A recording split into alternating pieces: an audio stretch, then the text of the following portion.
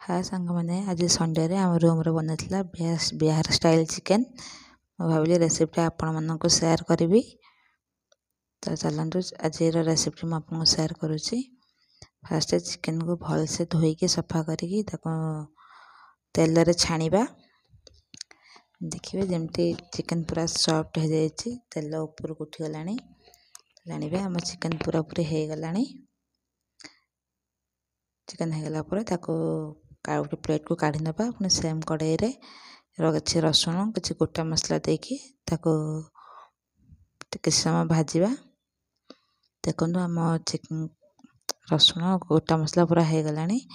तो से बाटिक रखी जो पेस्ट को देदबा, अदा रसुण पियाज लंका ये सब पेस्ट आम बाटिक रखते से सब देदबा। से सब देला भल भाव 5 ରୁ 10 मिनट तक भलसे कषा।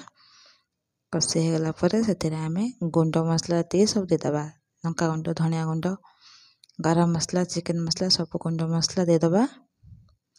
देला भलसे 10 ରୁ 15 मिनट ताको कषा जमती तेल पूरा ऊपर को उठीज। 10 ରୁ 15 मिनट हो गला। मसला देखो पूरा भल भाव कषि होगला। एबे से ग्राइंडिंग करके जो रखी टमाटोर को देदबा। टमाटोर को भी 2-3 मिनट भलसे कषि नवा जमी टमाटोर कंचा स्मेलटा पलैब। टमाटोर कंचा स्मेल कलापर से आम छाणी रखी चिकेन को देदबा। चिकेन को देकी 20-25 मिनट पाखापाखि कषा भलसे। चिकेन देखो चिकेन के सॉफ्ट अच्छे। मसला और चिकेन को पूरा भलसे गोलई नवा। गोलैकी से किसी पानी देदबा। पानी स्वाद हिसाब रे लुण देकी 20-25 मिनट घोड़े कषा। 25 मिनट हो गला। देखो आम चिकेन के सुंदर कलर आसी। सुंदर कलर आसी एबे से आम काटिक रखी धनिया पत्र को देदबा।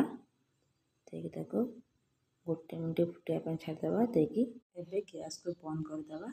गरम गरम रुटी बनैकी रुटी भात सह चिकेन को एंजॉय। आपने थे एमती बनई खाते देखिए केते सुंदर टेस्ट लगुच।